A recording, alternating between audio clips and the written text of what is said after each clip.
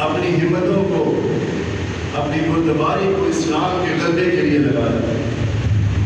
مگر وہ وقت بھی آن پہنچا ہے جو سب پہ آتا ہے۔ عمر رضی اللہ تعالیٰ عنہ فجر کی نماز کے لیے نکلے اور ان کی یہ عادت تھی کہ مسجد میں جا کے نماز میں سورۃ یوسف کی تلاوت شروع کریں کہ لیٹ آنے والے بھی شریک ہوئے۔ اب لولو بدبخت ایران کا رہنے والا غلام یہ وہ شخص تھا جو آگے چھپا ہوا تھا، نکلا اور 6 سے 7 بار کی عمر فاروق رضی اللہ تعالیٰ عنہ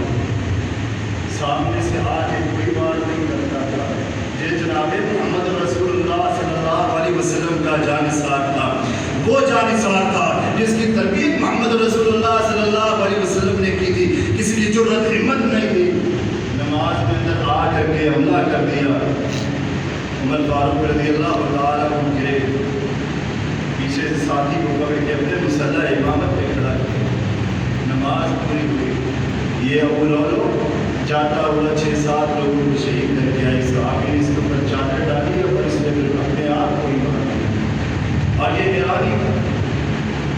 وہ وقت قریب آن پہنچا جس کے اندر اتنی ہمت، اتنی جسارت تھی اور دنیا میں اس کی بادشاہت تھی کہ دیکھا میرا وقت قریب آ گیا۔ امی عائشہ صدیقہ طاہرہ رضی اللہ تعالیٰ عنہا کے پاس پیغام بھیجا، کہا جاؤ مومنوں کی ماں سے اجازت لے کر کے آؤ، میں محمد رسول اللہ صلی اللہ علیہ وسلم کے ساتھ اپنے دن گزارے ہیں، مجھے وہ دن یاد ہے، مجھے وہ دن یاد آتے ہیں، میں اللہ کے نبی کے ساتھ بیٹھا ہوگا فلاں جگہ گیا، مجھے وہ دن بڑے یاد آتے ہیں۔ امی عائشہ صدیقہ طاہرہ رضی اللہ تعالیٰ عنہا سے کہا گا، میں عمر فاروق کی بات کہتا ہوں کہ مجھے اجازت دی جائے کہ اللہ کے نبی کے ساتھ مجھے عبداللہ ابن عمر رضی اللہ تعالیٰ عنہ کی دستک دی۔ امی عائشہ صدیقہ طاہرہ رضی اللہ تعالیٰ عنہا کی حدیث ماں جی آئی، کہنے لگے میرے بابا نے بھیجا ہے کہ اللہ کے نبی کے ساتھ والی جو جگہ ہے نا وہ مجھے دے۔ ماں عائشہ صدیقہ طاہرہ رضی اللہ تعالیٰ عنہا رونے لگی، آنکھوں میں آنسو آ گئے،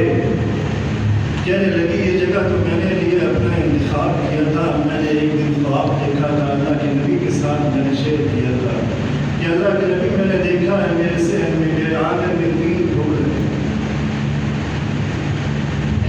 تو اس کی تعبیر بتاتے ہوئے اللہ کے نبی نے بتایا تھا، جب اللہ کے نبی کی طبیعت ناساز ہوئی کہا عائشہ ایک پھول میں ہوں، ایک پھول تیرا ابو بکر باپ ہوگا اور ایک پھول ہوگا، آج تیسرا پھول آ گیا ہے میرے حجرہ میں، میرے ذہن میں محمد رسول اللہ صلی اللہ علیہ وسلم کے ساتھ میری جگہ پہ بیٹھے۔ وہ وقت ہو گیا، ابو بکر رضی اللہ تعالیٰ عنہ کی دفن ہے۔ عمر فاروق رضی اللہ تعالیٰ عنہ نے اپنے بیٹے کے فکر سے دوبارہ بولا، بیٹا میں حیات ہوں، دنیا میں ہو سکتا ہے میری حیات کرتے ہوئے امی عائشہ صدیقہ طاہرہ رضی اللہ تعالیٰ عنہا نے اجازت دی ہو، میں فوت ہو جاؤں، مر جاؤں، شہید ہو جاؤں، پھر دوبارہ جانا ماں عائشہ صدیقہ کے پاس جا کر کے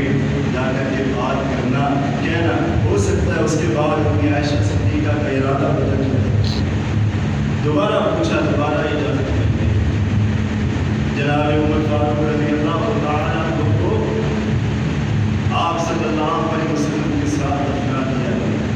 یہ کون تھے صحابہ کرام، کن کی عظمتوں کا، کن کی رفعتوں کا، کتنی شان کا، بات کا بیان ہو رہا ہے۔ مولا کریم نے قرآن پاک میں بات ارشاد فرمائی ہے، محمد رسول اللہ والذین معه اشداء علی الکفار رحماء بینہم تراہم رکعا سجدا یبتغون